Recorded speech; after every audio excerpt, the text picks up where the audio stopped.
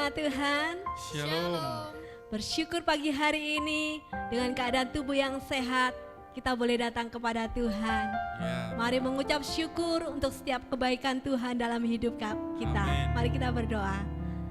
Terima kasih Tuhan, Engkau mengasihi setiap kami Tuhan.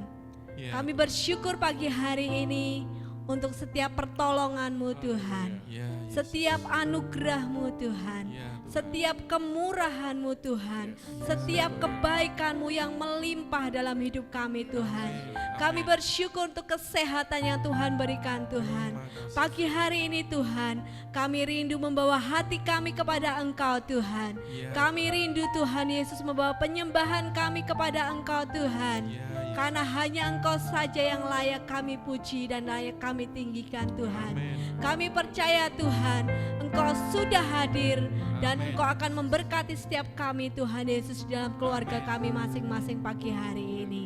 Di dalam nama Tuhan Yesus, kami berdoa dan bersyukur pagi hari ini. Amin. Amin. Terima kasih Tuhan.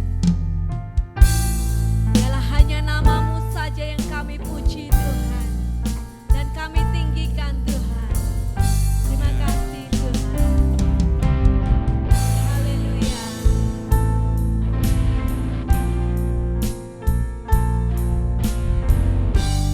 Terima kasih Tuhan. Tuhan, nama-Mu selalu di dalam doaku.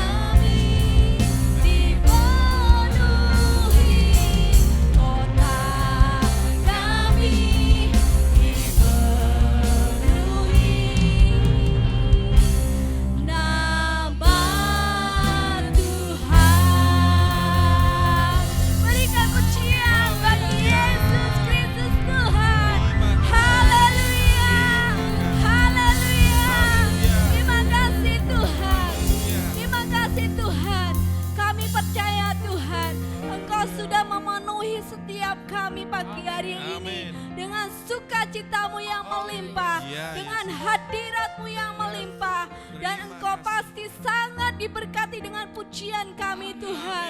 Terima kasih Tuhan, terima kasih. Kami persembahkan kebaktian kami pagi hari ini hanya bagi satu nama, yaitu nama Tuhan Yesus Kristus. Sama-sama katakan amin.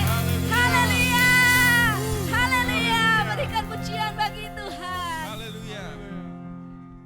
Sukacita yang melimpah saat kita datang kepada Tuhan, kita membawa hati kita kepada Tuhan, Amin. maka Tuhan akan mencurahkan sukacitanya bagi hidup kita. Ya, Amin. Mari bawa hatimu kepada Tuhan, bahwa sukacita yang melimpah ada di tengah-tengah kita. Amin.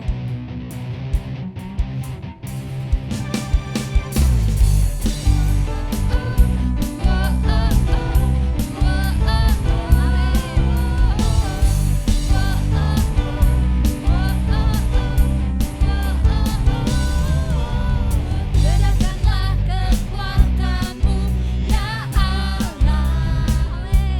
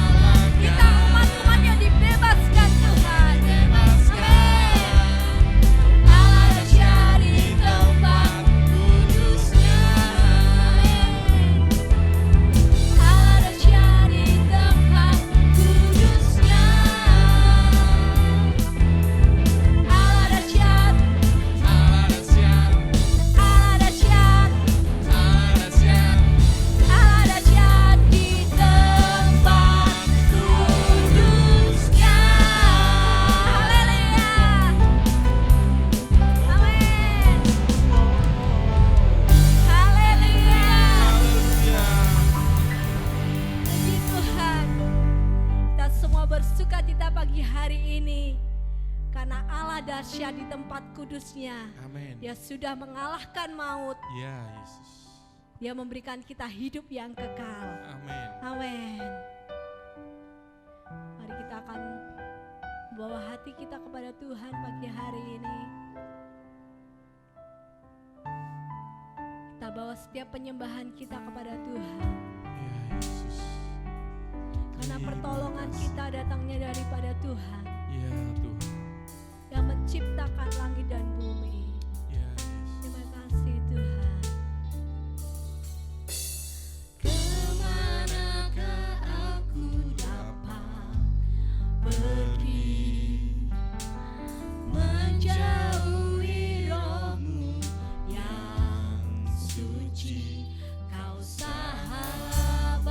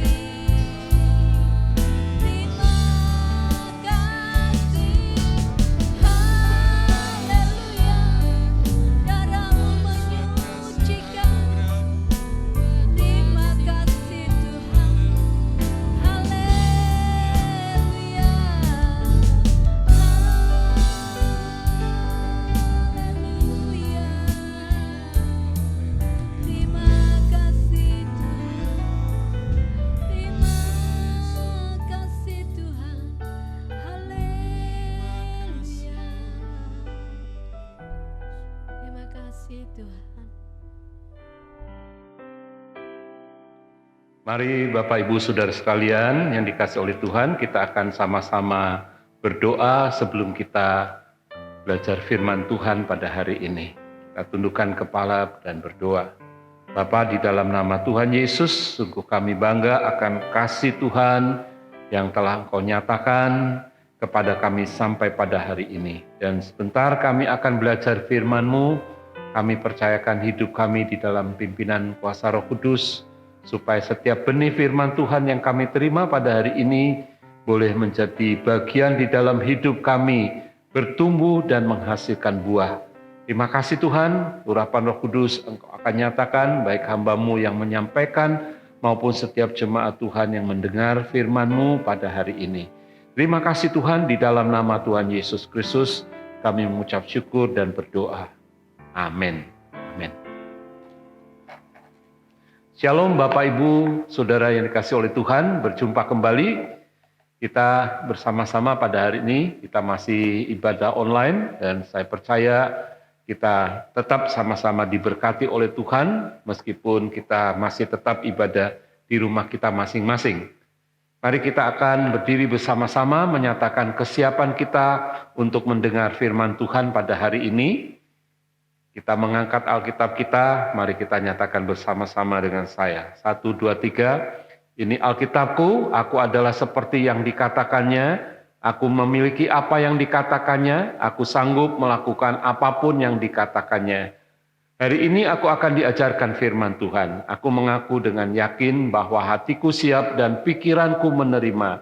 Aku tidak akan pernah menjadi sama lagi, aku adalah gereja yang hidup dan berbuah. Di dalam nama Tuhan Yesus, amin. Silakan duduk kembali Bapak Ibu yang dikasihi oleh Tuhan. Nah, kita berjumpa dalam firman kudus hari ini, dan tema firman kudus hari ini adalah mengasihi Tuhan. Mungkin Bapak Ibu Saudara yang dikasihi oleh Tuhan, kita berkata, loh saya sudah mengasihi Tuhan, ya. Saya sudah lama mengasihi Tuhan, sudah sekian belas tahun saya percaya kepada Tuhan dan mengasihi Tuhan. Tapi melalui pembahasan pada hari ini, saya ingin supaya setiap kita diingatkan kembali. Saudara, barangkali ada di antara kita yang karena masalah-masalah yang terjadi di dalam hidup kita selama masa pandemi corona ini, barangkali mungkin ada di antara kita yang mulai kehilangan kasih yang mula-mula. Ya, barangkali kasih kita mulai dingin, mulai surut kepada Tuhan karena kita bergumul dengan begitu banyak permasalahan-permasalahan di dalam hidup kita. Dan hari ini kita akan belajar untuk fokus kembali atau untuk kembali kepada kasih yang mula-mula. Firman Tuhan kita akan kutipkan di dalam Injil Markus pasal yang ke-12 ayat 29 sampai 31. Mari kita akan membaca firman Tuhan hari ini. 1, 2, 3. Jawab Yesus, hukum yang terutama ialah, dengarlah hai orang Israel. Tuhan Allah kita, Tuhan itu esa. Kasihilah Tuhan Allahmu dengan segenap hatimu, dan dengan segenap jiwamu, dan dengan segenap akal budimu, dan dengan segenap kekuatanmu. Amin.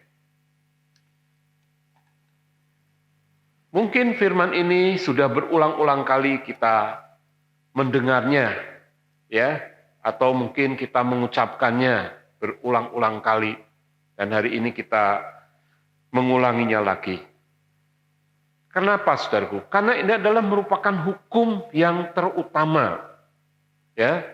Jawab Yesus, hukum yang terutama.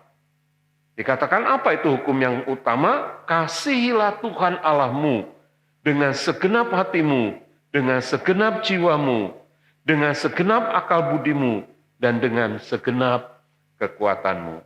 Mari kita akan melihat tujuan pembahasan hari ini, saudara, yaitu yang pertama untuk mengajarkan kepada kita agar kita lebih sungguh-sungguh lagi mengasihi Tuhan.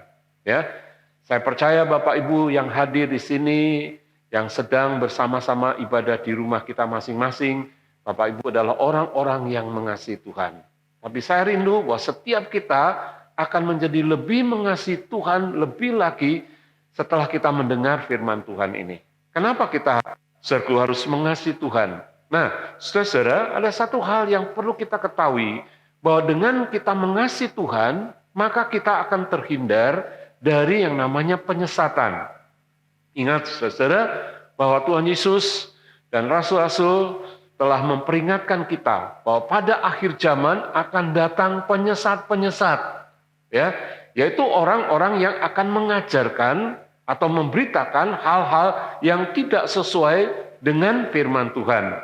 Nah, dengan kita mengasihi Tuhan, berarti kita mulai belajar firman Tuhan, maka kita akan terhindar dari penyesatan itu, saudara.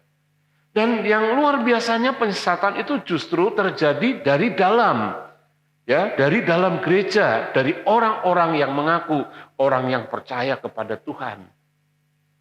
Dan itu akan menjadi lebih berbahaya dibandingkan penyesatan yang dari luar. Kalau orang-orang luar berkata-kata yang bertentangan dengan firman Tuhan, kita langsung tahu, saudara, bahwa itu adalah sesuatu yang tidak sesuai dengan firman Tuhan. Tapi kalau itu yang mengaku orang Kristen, apalagi orang yang mungkin kelihatannya rohani, ya, saudara, tetapi kalau tidak sesuai dengan firman Tuhan, maka saya katakan bahwa itu pun adalah para penyesat. Nah, karena itu dengan kita mengasihi Tuhan, maka kita dapat terhindar dari penyesatan itu. Mari kita akan melihat, saudara, di dalam pembahasan firman Tuhan. Tanda dari orang yang percaya kepada Tuhan adalah mengasihi Tuhan. Jadi kalau memang kita berkata, saya percaya kepada Tuhan, saudara, maka kita akan mengasihi Tuhan. Nanti kita akan belajar bagaimana kita mengasihi Tuhan. Ya, jadi intinya adalah kalau memang betul saudara dan saya adalah orang-orang yang percaya kepada Tuhan, maka kita akan mengasihi Tuhan. Jadi iman atau percaya itu tidak bisa dilepaskan, tidak bisa dipisahkan dari kasih. Iman atau percaya dan kasih itu akan menjadi satu. Nah, saudara, dari iman dan kasih ini, lalu dari situ timbul pengharapan. Jadi ketika kita percaya kepada Tuhan, kita mengasihi Tuhan, saudara, timbul pengharapan. Pengharapan apa? Misalnya ketika kita berdoa kepada Tuhan, timbul harapan bahwa Tuhan mendengar dan menjawab doa kita. Dan banyak lagi hal-hal yang bisa kita harapkan dari iman dan kasih itu. Kenapa, saudara? Karena ketika kita percaya kepada Tuhan, berarti kita percaya kepada firman-Nya. Dan kalau kita percaya kepada firman Tuhan, berarti setiap firman Tuhan yang ada di dalam Alkitab ini, yang ada di dalam buku ini, saudara, itu bisa kita harapkan. Janji-janji Tuhan yang tertulis di dalam Alkitab ini bisa menjadi harapan kita. Haleluya. Mari kita akan melanjutkan pembahasan kita. Saudara, dalam Injil Markus pasal yang ke-12, ayat yang ke-28 sampai ayat yang ke-34. Saya akan bacakan ayat-ayat ini, saudara, dari Injil Markus pasal yang ke-12.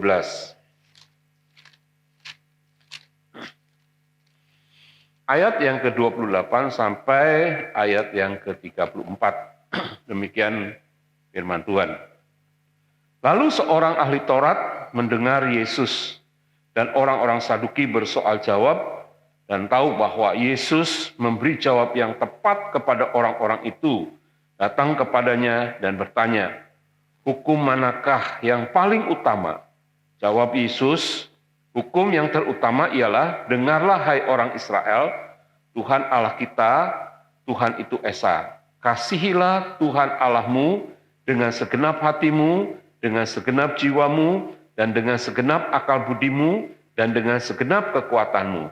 Dan hukum yang kedua ialah, kasihilah sesamamu manusia seperti dirimu sendiri.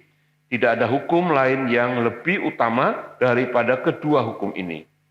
Lalu kata ahli Taurat itu kepada Yesus, tepat sekali guru, benar katamu itu, bahwa dia Esa dan bahwa tidak ada yang lain kecuali Dia. Memang mengasihi Dia dengan segenap hati, dengan segenap pengertian, dan dengan segenap kekuatan, dan juga mengasihi sesama manusia seperti diri sendiri adalah jauh lebih utama daripada semua korban bakaran dan korban sembelian.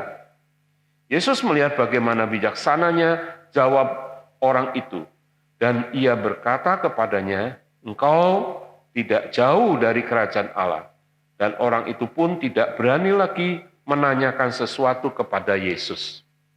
Oke, saudara-saudara, jadi ketika orang-orang Farisi bertanya kepada Yesus mengenai hukum manakah yang terutama, Yesus menjawab, ini hukum yang utama, yaitu kasihi Tuhan Allahmu. Dan hukum yang kedua adalah kasihi sesamamu manusia seperti dirimu sendiri. Saudara-saudara yang dikasihi Tuhan, ada satu quotes yang saya ingin sampaikan kepada saudara-saudara, bahwa kekristenan itu bukan hanya sekedar agama atau religi. Ya, kekristenan merupakan suatu pemulihan relasi atau hubungan dengan Tuhan. Jadi ketika kita menyerahkan diri kita, percaya kepada Tuhan, saudara dan saya sedang membangun relasi, sedang membangun hubungan dengan Tuhan.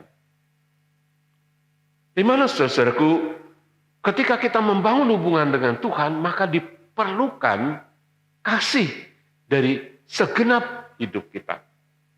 Ya, seperti yang tertulis di dalam ayat-ayat yang barusan kita baca. Jadi saudara dikasih oleh Tuhan, kekristenan bukan cuma sekedar agama saja.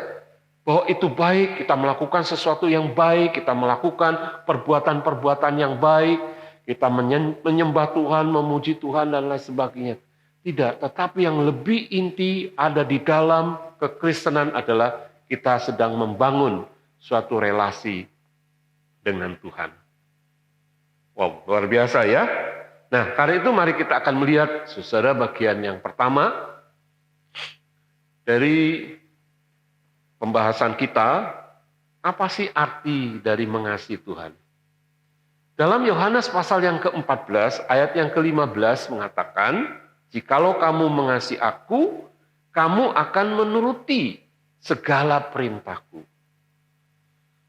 Ya, jadi jelas saudara, jikalau kamu mengasihi aku, kata Tuhan, kalau kamu mengasihi aku, maka kamu itu akan menuruti segala perintah-perintahku.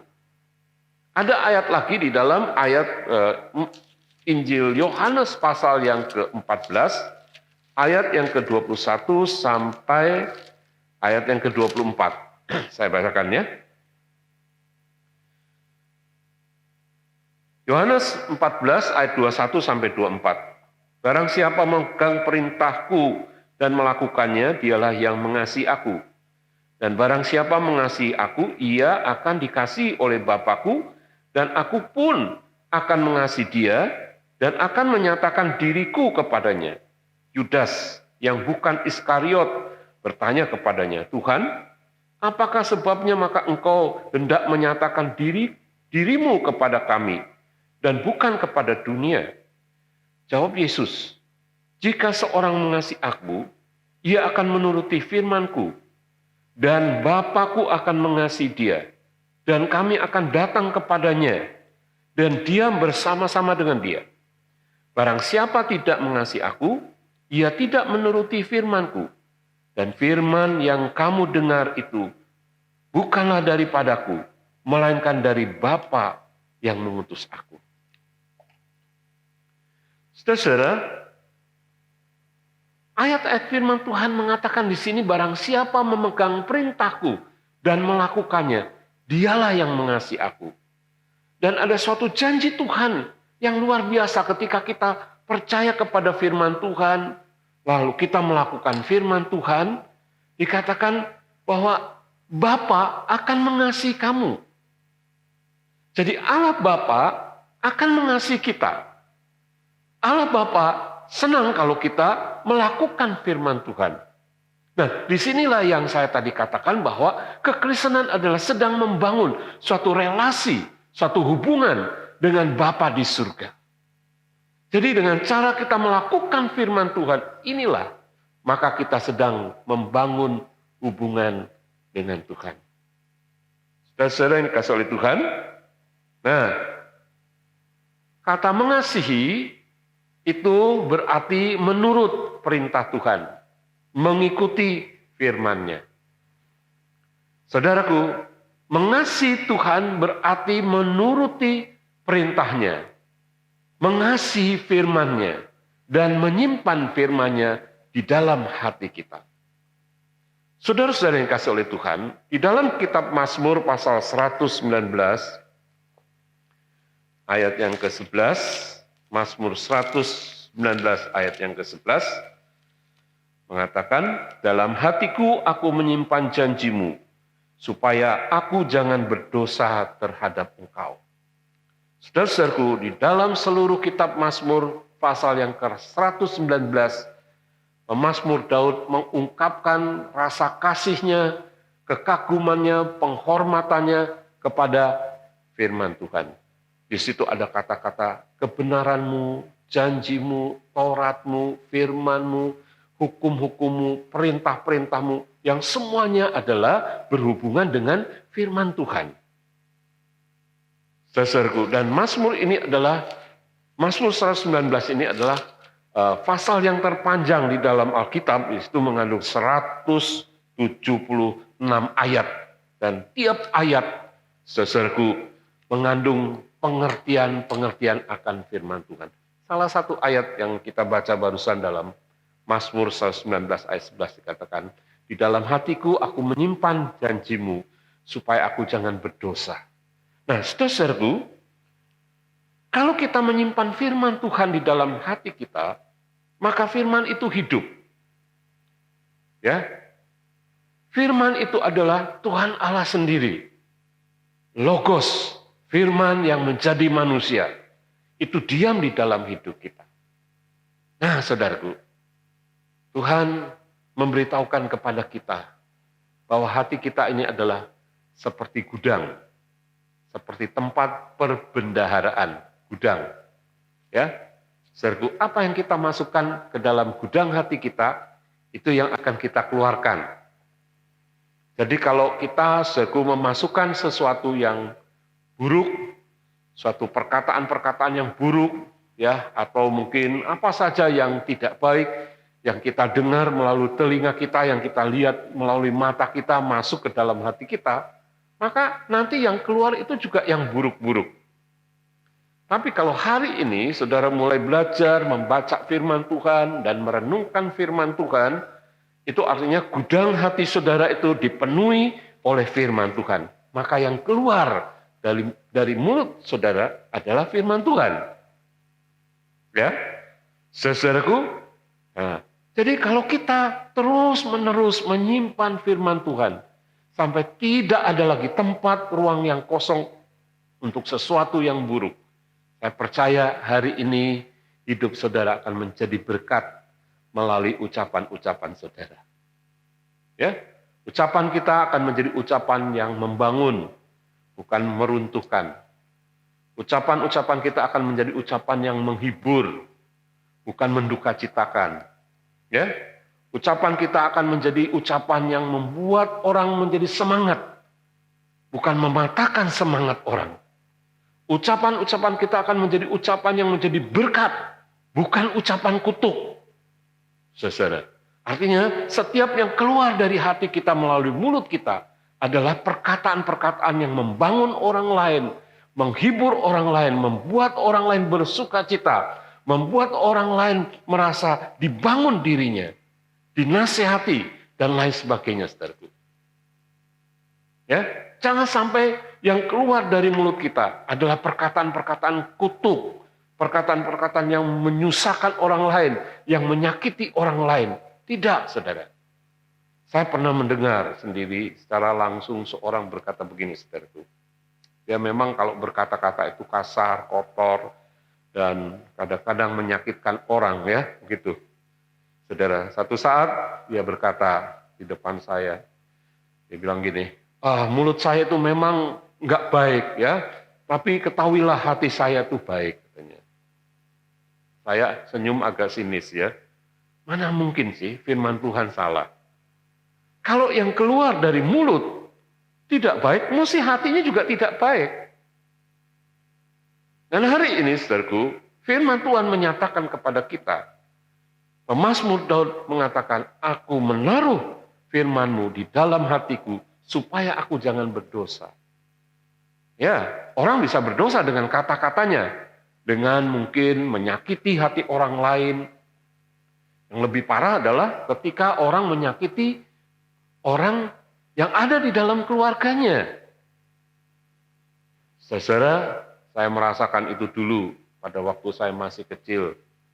Ya, bagaimana orang tua saya seringkali menyakiti saya dengan kata-kata saya, dengan kata-katanya yang keluar dari perkataannya itu seringkali menyakitkan.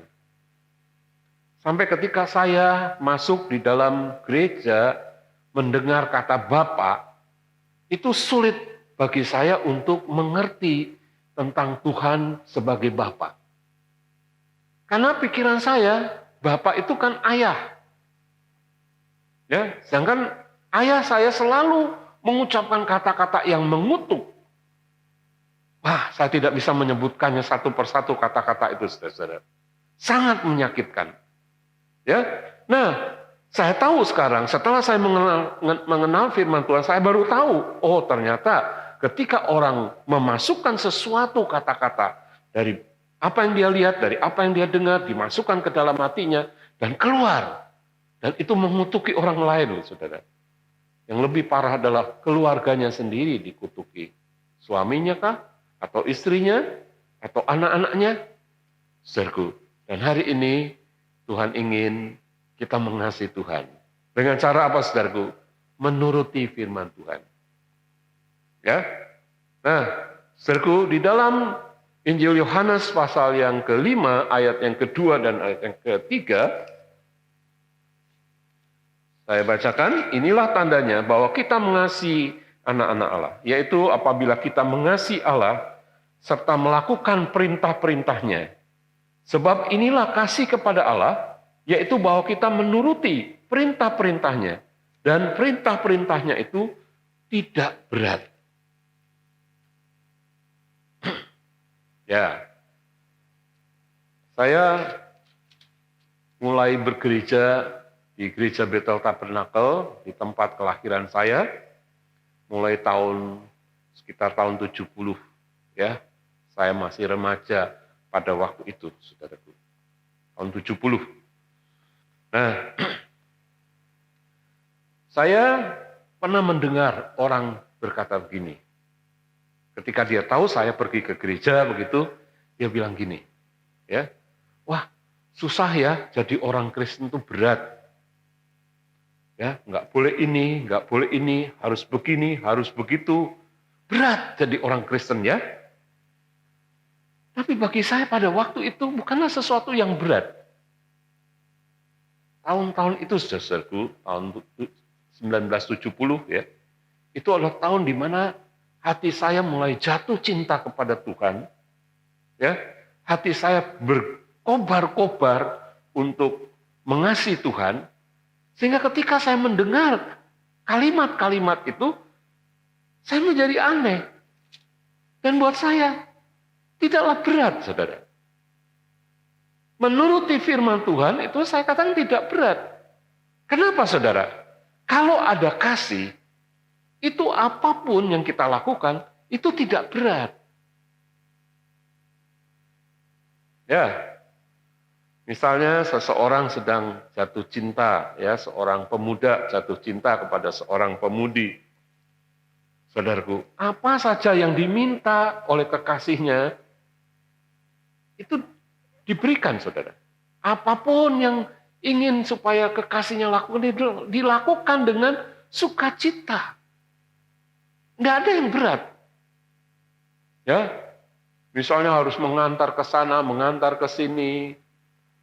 Ya, saudaraku, meskipun jauh atau mengambilkan sesuatu dari tempat yang jauh, itu tidaklah menjadi berat. Kenapa, saudara? Karena ketika seorang jatuh cinta, itu artinya orang itu mempunyai kasih.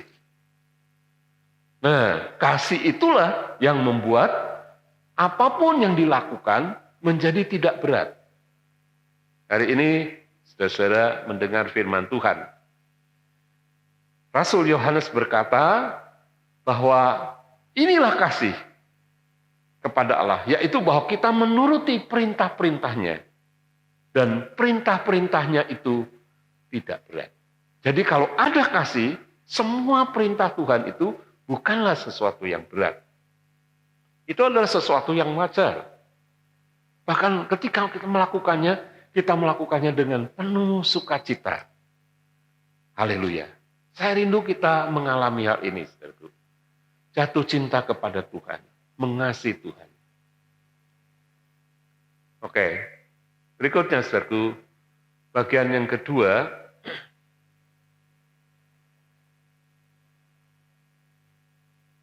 bagaimana kita mengasihi Tuhan? Nah, saudaraku, dari dialog yang tadi kita baca di dalam Injil Markus, ketika Tuhan ditanya apa hukum yang terutama, lalu Yesus menjawab bahwa hukum yang terutama adalah kasihilah Tuhan Allahmu dengan segenap hatimu, dengan segenap jiwamu, dengan segenap akal budimu, dan dengan segenap kekuatanmu. Saudara, itu adalah merupakan kutipan dari kitab Ulangan pasal yang ke-6 ayat yang ke-44 dan ayat yang ke-5. Nah, kata segenap hati, segenap jiwa, segenap akal budi, segenap kekuatan kita, itu artinya seluruh keberadaan kita. Jadi Tuhan meminta kepada kita, saudaraku, ketika kita mengasihi Tuhan itu dengan seluruh keberadaan kita. Segenap hati itu artinya kita mengasihi Tuhan tidak pura-pura. Dan ini yang Tuhan mau. Misalnya, saudaraku, ketika kita beribadah kepada Tuhan seperti kita lakukan pada hari ini, meskipun kita di rumah, saya berharap bahwa ketika kita melakukan ibadah ini dengan segenap hati, dengan segenap jiwa, dengan segenap akal budi dan kekuatan kita. Karena itu saya himbau ketika kita beribadah meskipun secara online, kita beribadah dengan menghormati Tuhan meskipun di rumah. Ya, dengan pakaian yang rapi, ya. Oke, saudara, saya bersyukur pada Tuhan. Apalagi ketika kita pada hari ini, minggu yang pertama, ya, di bulan November kita akan melakukan perjamuan kudus. Saya bersyukur kepada Tuhan, pelayan-pelayan perjamuan kudus menggunakan pakaian yang rapi, pakaian yang sopan, bahkan pakai dasi, pakai jas, meskipun di rumah. Kenapa, saudara? Karena kita ingin menunjukkan kepada Tuhan bahwa ketika kita melakukan ibadah, meskipun secara online ini, kita melakukannya dengan segenap hati kita, segenap jiwa kita. Haleluya. Coba ditoleh kanan kirinya, gimana? Saudara-saudara kita yang ibadah hari ini, sopan? Saya berharap semua kita memakai pakaian yang sopan. Haleluya. Rambutnya disisir rapi, pakaiannya rapi. Ya, seperti kita pergi ke gereja, saudara. Nah, kita ingin menunjukkan kepada Tuhan bahwa ini Tuhan yang ingin aku lakukan sebagai tanda aku mengasihi Tuhan. Segenap jiwa, segenap akal budi, dan segenap kekuatan kita. Saudara-saudaraku, kita akan melihat lagi bagaimana kita mengasihi Tuhan. Ya, dalam Injil Matius pasal yang ke-21, ayat yang ke-28 sampai ayat yang ke-31.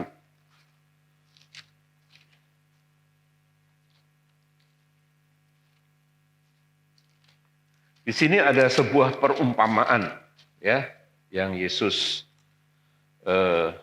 nyatakan atau berikan. Matius pasal yang ke-21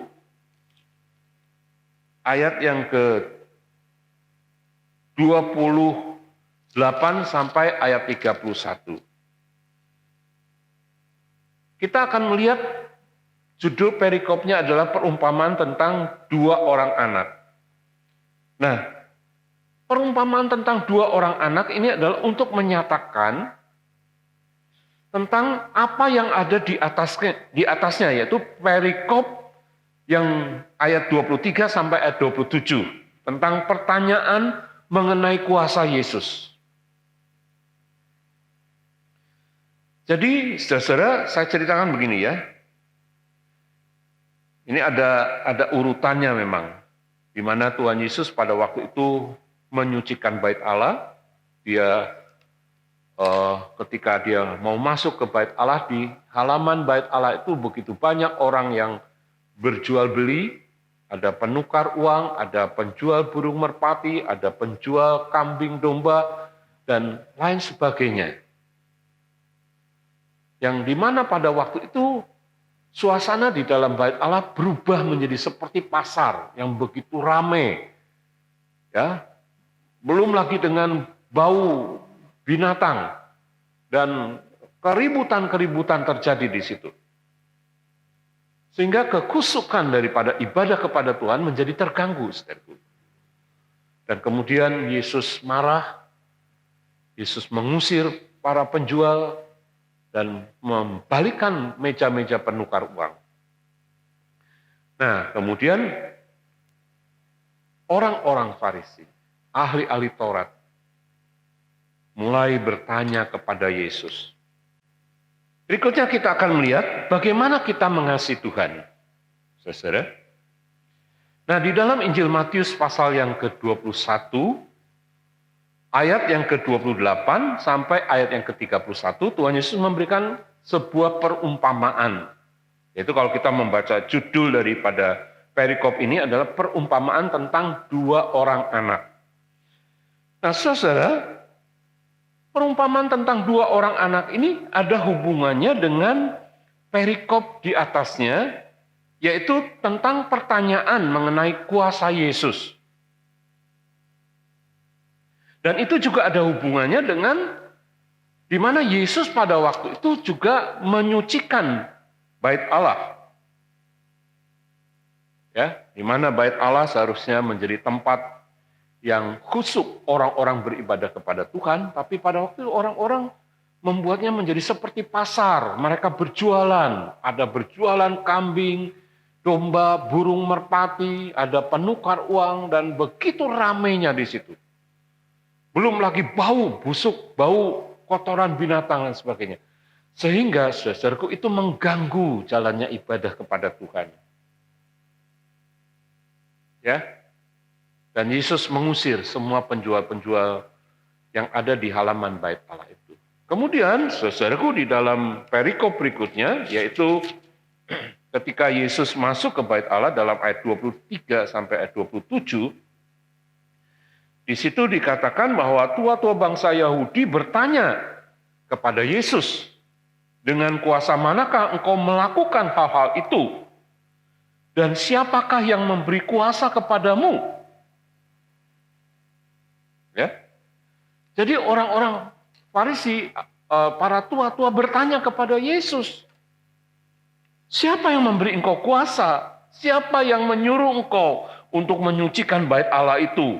Atau juga melakukan mujizat-mujizat.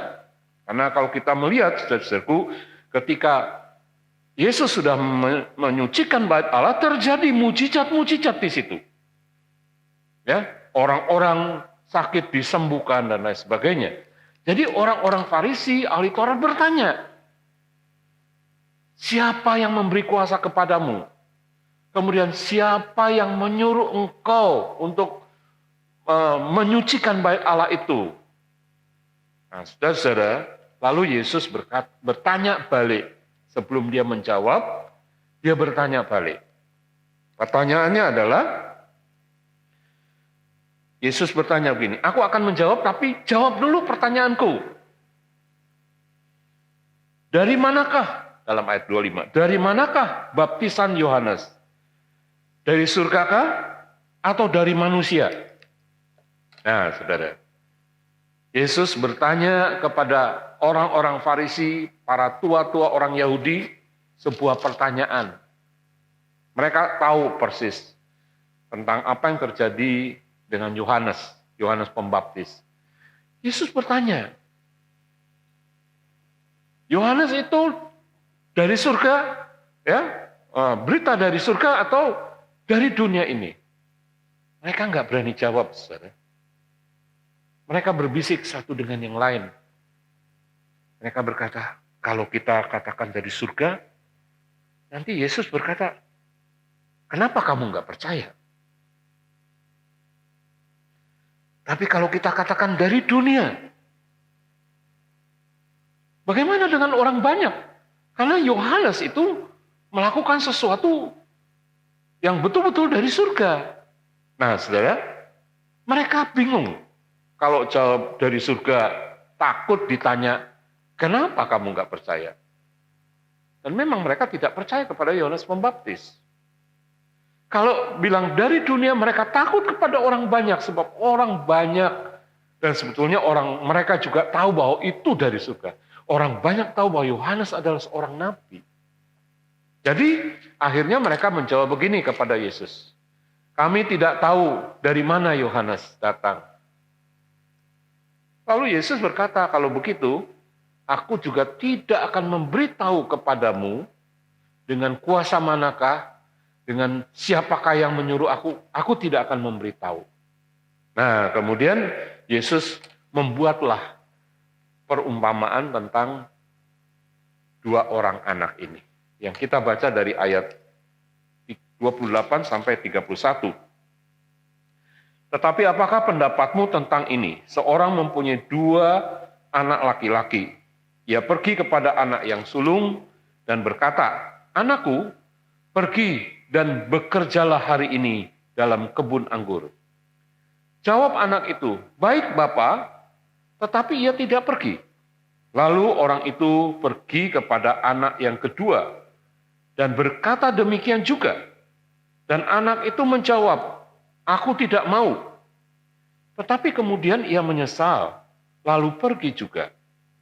Pertanyaannya, siapakah di antara kedua orang itu yang melakukan kehendak ayahnya?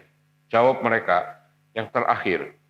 Kata Yesus kepada mereka, aku berkata kepadamu, sesungguhnya pemungut-pemungut cukai dan perempuan-perempuan sundal akan mendahului kamu masuk ke dalam kerajaan Allah. Sebab Yohanes datang untuk menunjukkan jalan kebenaran kepadamu, dan kamu tidak percaya kepadanya. Tetapi pemungut-pemungut cukai dan perempuan-perempuan sundal percaya kepadanya. Dan meskipun kamu melihatnya, tetapi kemudian kamu tidak menyesal, dan kamu tidak juga percaya kepadanya. Nah, saudara, kita melihat di sini, jadi cerita tentang perumpamaan tentang seorang ayah yang mempunyai dua anak laki-laki, ini ada hubungannya dengan pertanyaan dari orang-orang Farisi dan ahli-ahli Taurat, para tua-tua orang Yahudi. Saudaraku, diceritakan di situ dalam perumpamaan ini ada seorang ayah mempunyai dua anak laki-laki. Dia berkata kepada yang sulung, anakku, pergilah ke kebun anggur, bekerjalah di kebun anggur. Ya, jadi ayahnya ini punya kebun anggur yang harus digarap, harus dikerjakan, dan dari situ akan menghasilkan uang untuk kebutuhan keluarganya. Ya, si anak sulung ini berkata, baik Bapak, tapi dia tidak pergi. Ya, mungkin dengan sopan si sulung berkata, baik Bapak, tapi tidak melakukan, saudara. Nah, akhirnya si ayah menyuruh yang bungsu. Dia berkata kepada si anak bungsu, anakku, pergilah ke kebun anggur, bekerjalah di kebun anggur. Oh, anak bungsu langsung frontal. Dia bilang, nggak mau. Mungkin dia pikir si kakak aja nggak pergi, kenapa aku harus pergi? Dia jawab, aku tidak mau. Tapi kemudian si bungsu ini sadar, menyesal. Sadar.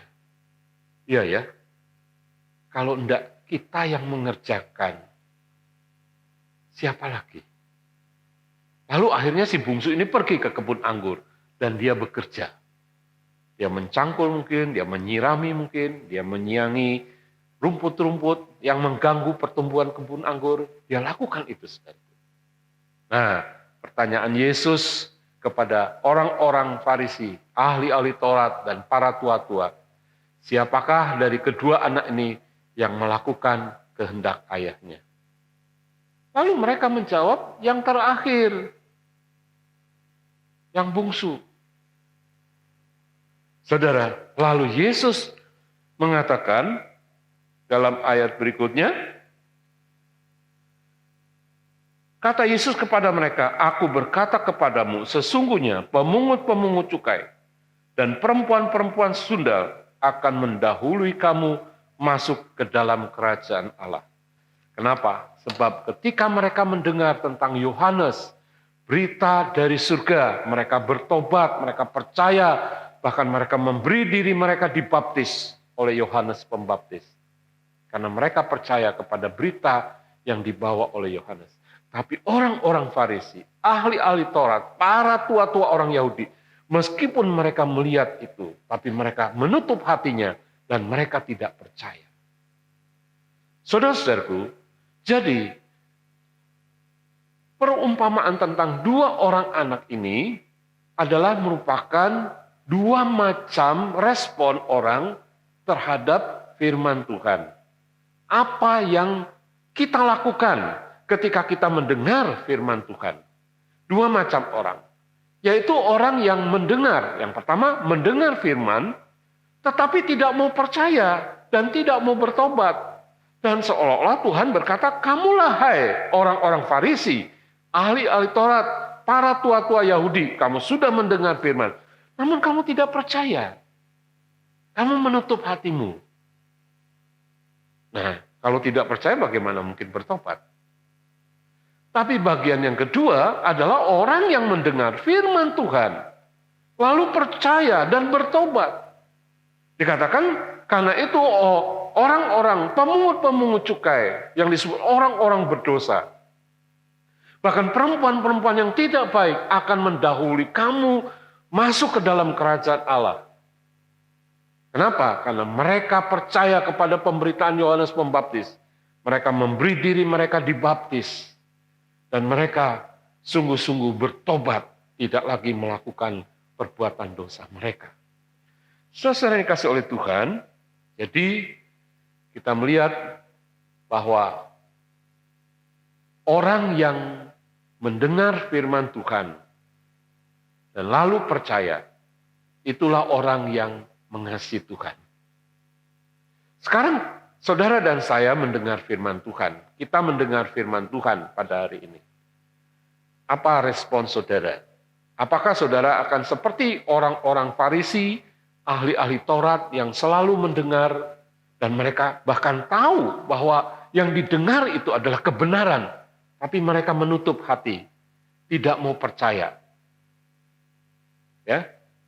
Dan saudara, yang kedua, atau saudara mendengar firman Tuhan pada hari ini, dan engkau membuka hati, kemudian engkau percaya, itu tergantung kita. Jadi kalau hari ini saudara berkata, Tuhan, saya ingin mengasihi engkau, maka buka hati saudara, percaya kepada firman Tuhan, dan kemudian kita lakukan pertobatan. Kalau ada di antara kita yang belum dibaptis, kita juga memberikan diri kita untuk dibaptis di dalam nama Yesus. Jadi saudaraku, tergantung kepada kita. Ya, apa respon kita? Nah, bagian yang ketiga, satu hal yang saya ingin sampaikan bahwa ini sebetulnya yang lebih utama. Kenapa saudara? Bagian yang ketiga, Tuhan lebih dulu mengasihi kita. Mari kita akan membaca ayat firman Tuhan dalam surat 1 Yohanes pasal yang keempat, ayat yang ke-19 sampai ayat yang ke-21.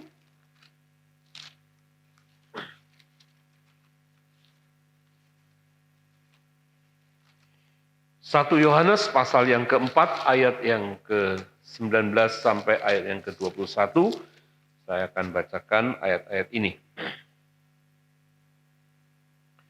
Kita mengasihi karena Allah lebih dahulu mengasihi kita. Jikalau seorang berkata, "Aku mengasihi Allah," dan ia membenci saudaranya, maka ia adalah pendusta. Karena barang siapa tidak mengasihi saudaranya yang dilihatnya, tidak mungkin mengasihi Allah yang tidak dilihatnya. Dan perintah ini kita terima dari Dia. Barang siapa mengasihi Allah, ia harus juga mengasihi saudaranya.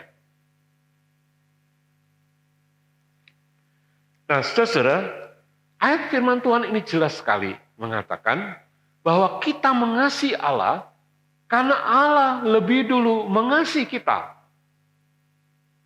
Jadi sebetulnya apa yang saya bicarakan di depan pada bagian yang pertama, apa arti daripada mengasihi Allah dan bagaimana kita mengasihi Allah, itu adalah intinya bahwa Tuhan Allah sudah lebih dulu mengasihi kita.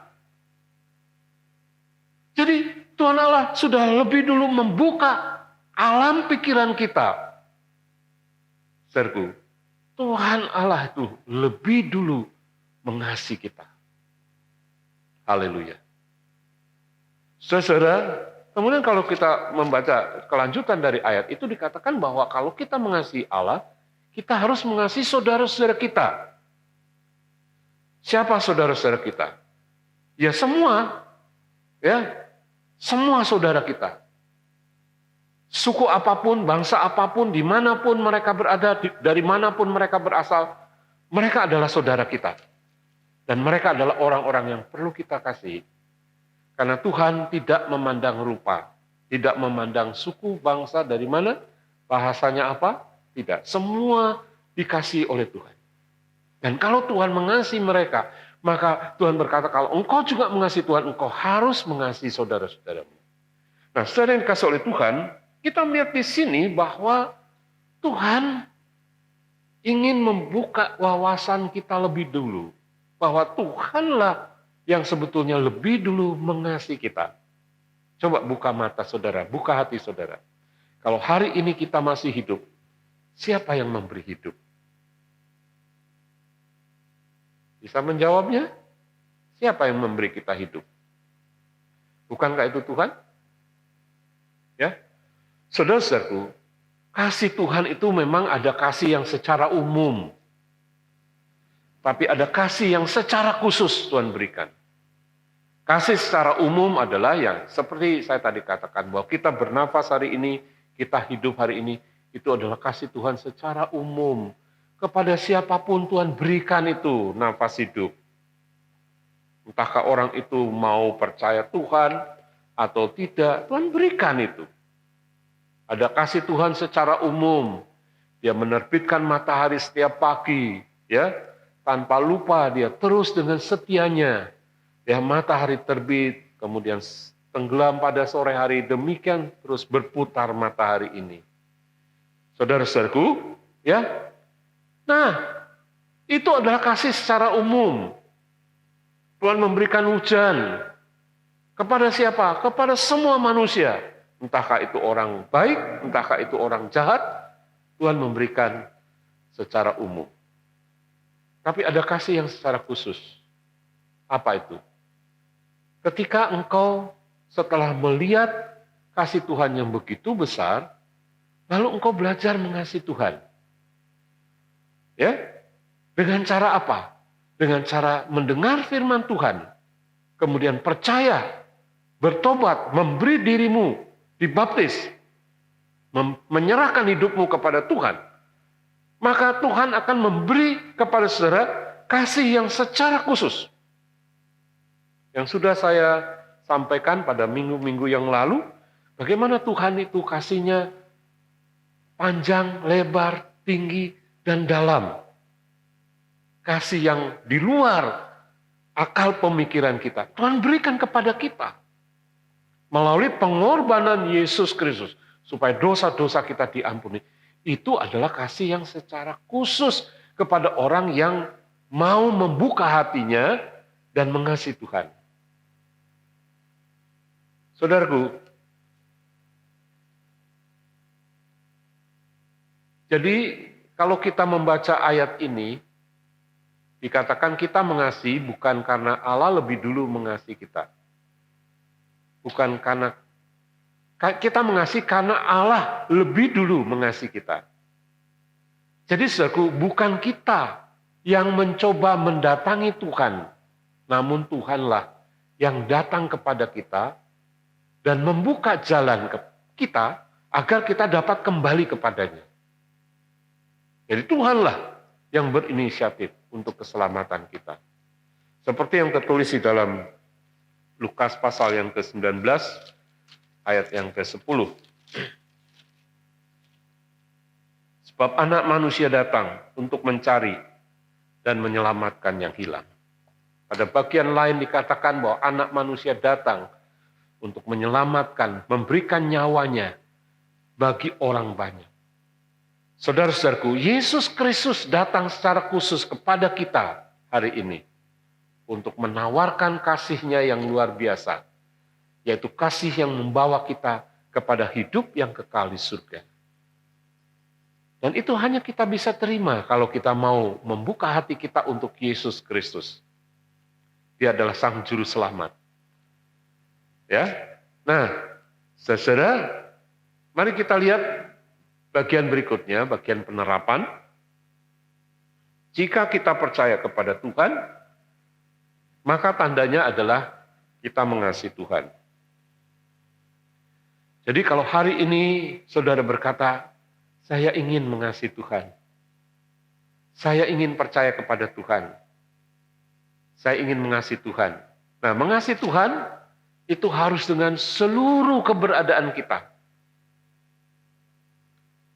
Tadi dikatakan, kasihilah Tuhan Allahmu dengan segenap hatimu, dengan segenap jiwamu, dengan segenap akal budimu, dengan segenap pikiranmu, dan dengan segenap kekuatanmu.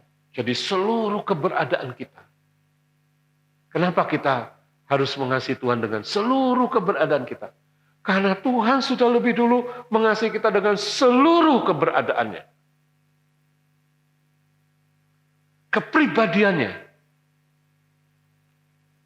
Bahkan di dalam surat Efesus pasal yang kedua dikatakan, untuk menyelamatkan saudara dan saya, maka Yesus harus turun, merendahkan dirinya, mengambil rupa seorang hamba yang taat sampai mati di kayu salib. Ya, saudaraku.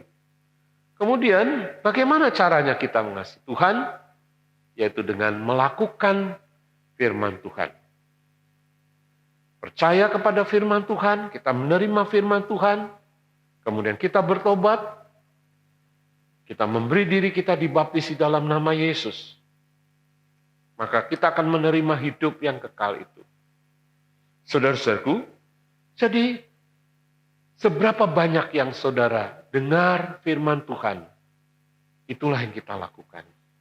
Dan saya percaya ketika saudara mengasihi Tuhan, maka tidak ada firman yang terlalu berat untuk kita lakukan. Karena firman Tuhan tadi mengatakan bahwa perintah-perintahnya itu tidaklah berat. Tuhan memberkati kita semua. Mari kita membaca penutupnya kembali dari Markus pasal yang ke-12. 29:30. 1, 2, 3.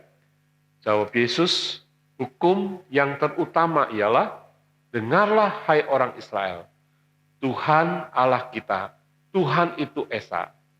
Kasihilah Tuhan Allahmu dengan segenap hatimu, dan dengan segenap jiwamu, dan dengan segenap akal budimu, dan dengan segenap kekuatanmu.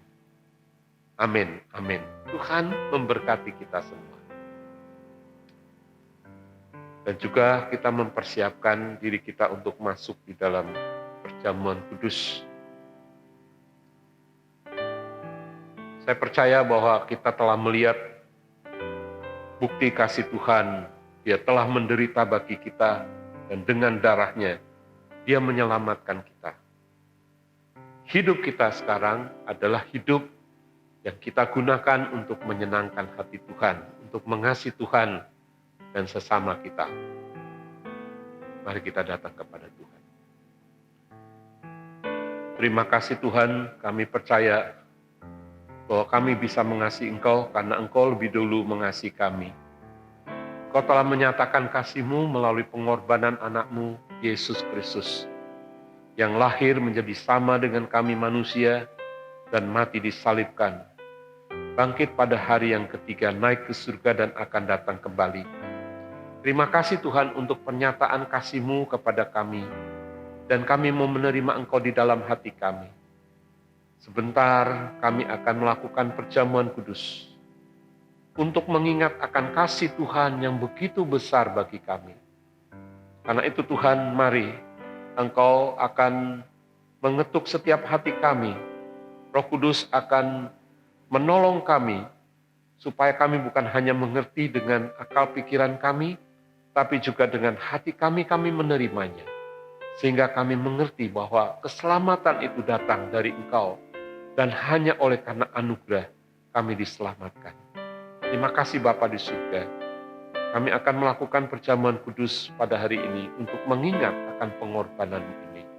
Tolonglah kami Tuhan, supaya kami terus diingatkan bahwa dosa kami sudah diampuni, kami sudah disucikan oleh pengorbanan Yesus Kristus Tuhan, Juru Selamat kami.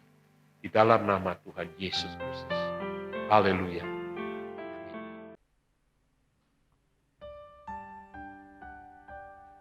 Terlalu besar kasih-Mu dalam hidup kami Tuhan. Kami bersyukur Tuhan. Terima kasih Tuhan. Telah kulihat bukti kasih-Mu. Kau menderita gantikanku. Dengan darah-Mu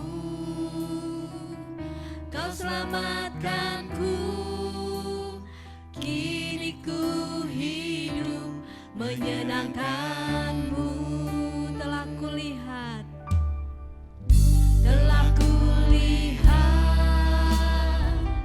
bukti kasih-Mu. Kau menderita gantikanku. Dengan darah-Mu Tuhan, dengan darah-Mu Kau selamatkanku. Kini ku hidup menyenangkan-Mu. Terlalu besar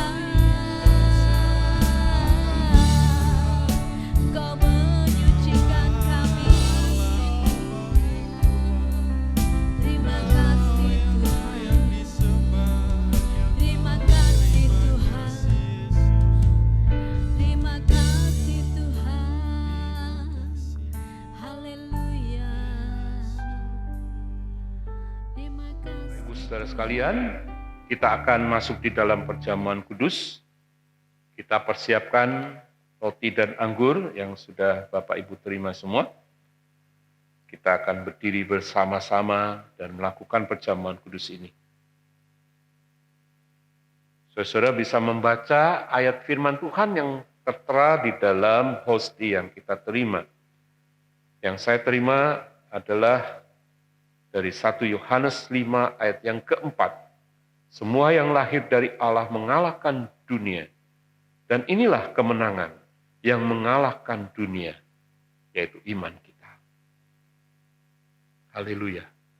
Terima kasih Tuhan kalau pada hari ini kami boleh kembali merayakan akan hari pengorbanan-Mu. Kami merayakan akan pengorbanan Kristus di atas kayu salib melalui perjamuan kudus ini.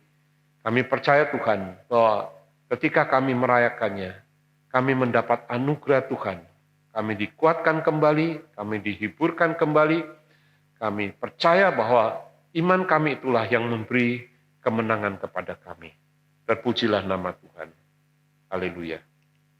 Mari kita mengangkat roti di tangan kanan kita.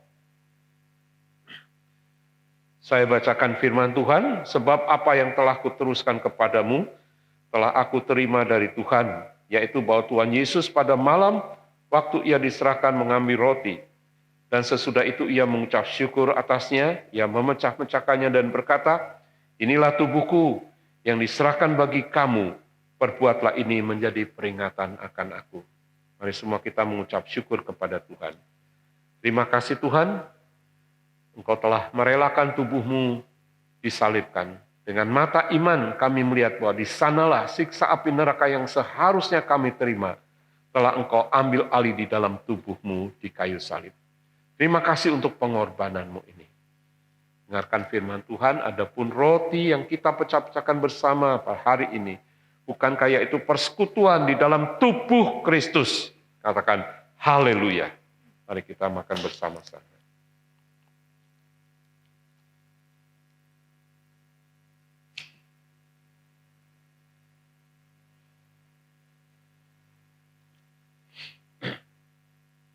Mari kita mengangkat cawan anggur di tangan kanan kita.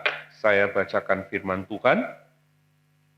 Demikian juga ia mengambil cawan sesudah makan, lalu berkata, cawan ini adalah perjanjian baru yang dimeteraikan oleh darahku. Perbuatlah ini setiap kali kamu meminumnya menjadi peringatan akan aku. Sebab setiap kali kamu makan roti ini dan minum cawan ini, kamu memberitakan kematian Yesus sampai ia datang kembali. Haleluya. Mari kita mengucap syukur untuk darah Yesus. Terima kasih Tuhan, karena Engkau telah menebus kami bukan dengan barang fana, bukan pula dengan emas perak, melainkan dengan darah-Mu, nyawa-Mu, jiwa-Mu, supaya di dalam jiwa kami ada jiwa Yesus. Haleluya, haleluya. Dengarkan firman Tuhan. Adapun cawan berkat yang kita mohonkan berkat kepada Bapa, bukankah yaitu persekutuan di dalam darah Kristus? Haleluya. Mari kita minum bersama di dalam nama Tuhan Yesus Kristus.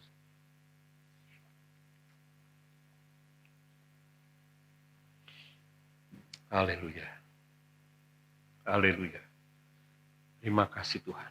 Terima kasih Tuhan. Terima kasih Tuhan. Mari kita berdoa. Bapa di surga, kami bersyukur tubuh dan darah-Mu itulah yang telah membebaskan kami dari hukum dosa dan maut. Terima kasih Tuhan, kami sekarang menjadi orang-orang yang telah Engkau merdekakan.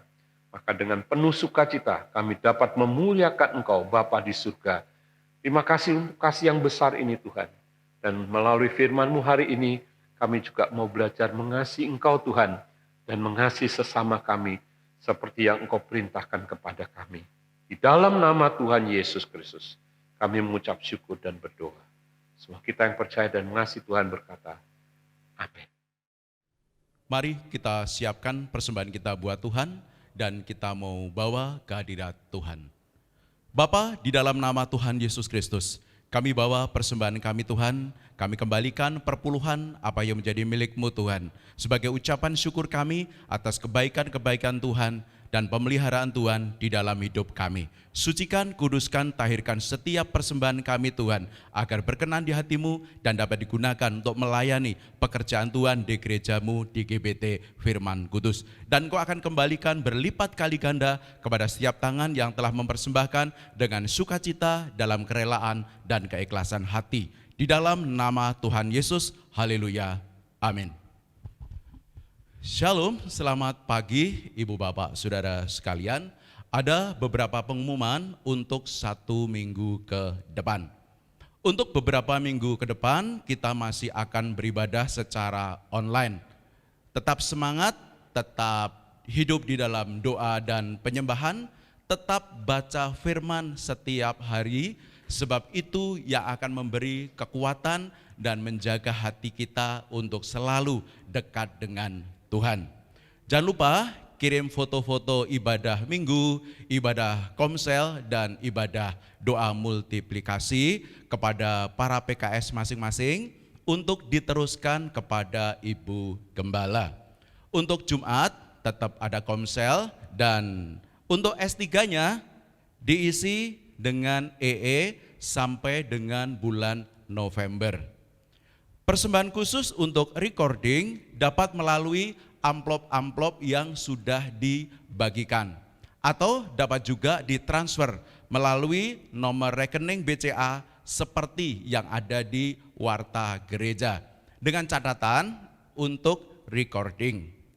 Ada rencana kembali untuk menambah mixer yang jumlah channelnya lebih banyak. Nah, yang kita pakai ini sekarang itu sudah berumur 20 tahun, itu pun bekasnya dari gereja di Bukit Sari dulu. Mari kita dukung dalam doa dan dana supaya lebih lengkap lagi untuk kelengkapan multimedia kita. Sebagai info saja Ibu Bapak, bahwa harga mixer yang paling sederhana itu harganya 90 juta. Wow. Tidak ada yang mustahil bagi Tuhan. Ya, amin saudara. Amin ya. Nah, untuk tahun ini persembahan Natal ditiadakan.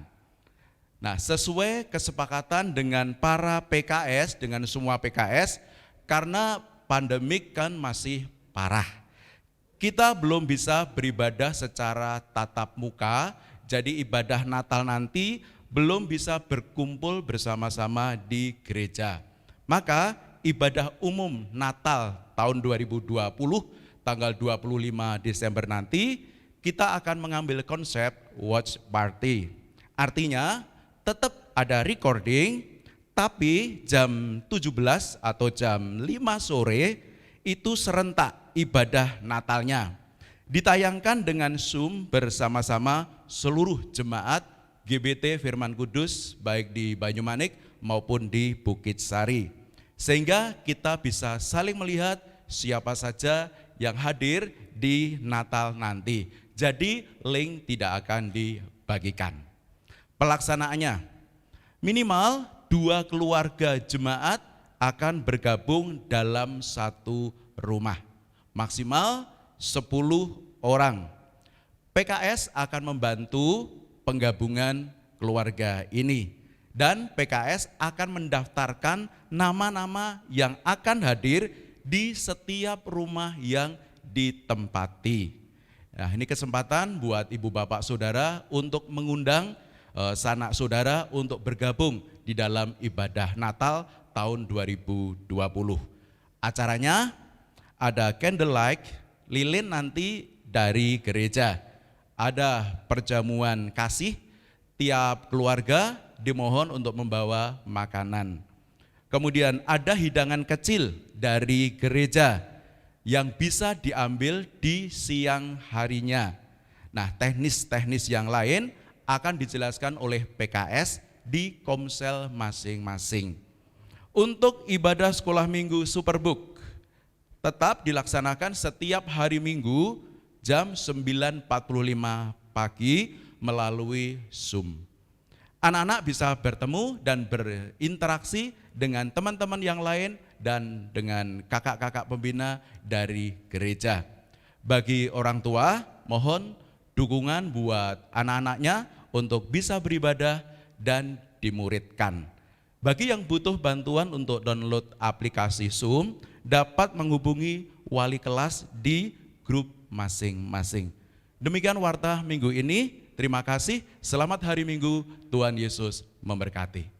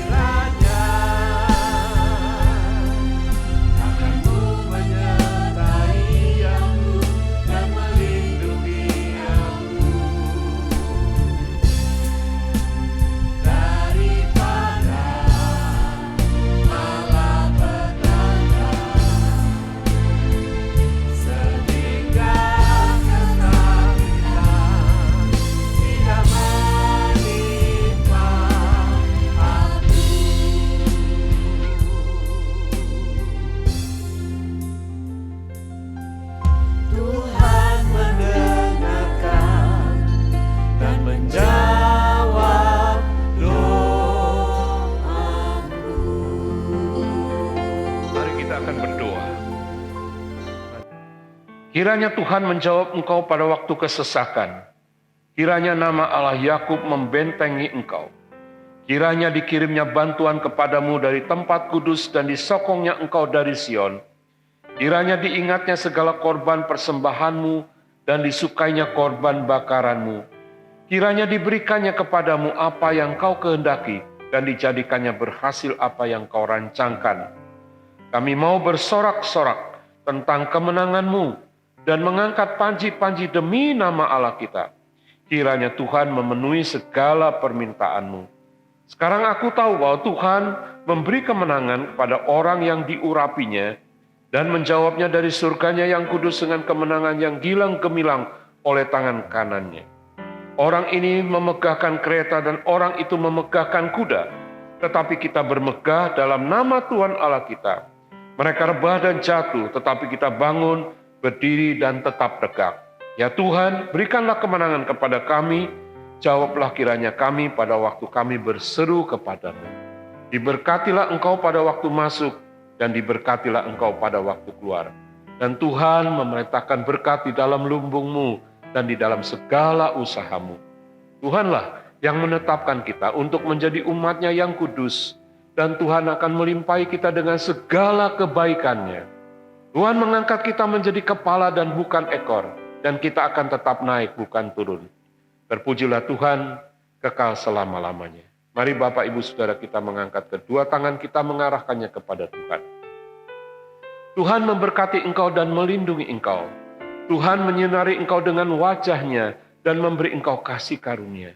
Tuhan menghadapkannya wajahnya kepadamu dan memberi engkau damai sejahtera di dalam nama Bapa, Putra dan Roh Kudus, yaitu dengan nama Tuhan Yesus Kristus. Semua kita yang percaya dan mengasihi Tuhan, sama-sama katakan amin. Amin. Tuhan memberkati kita semua Bapak Ibu yang dikasihi oleh Tuhan. Sampai berjumpa kembali pada kesempatan yang akan datang.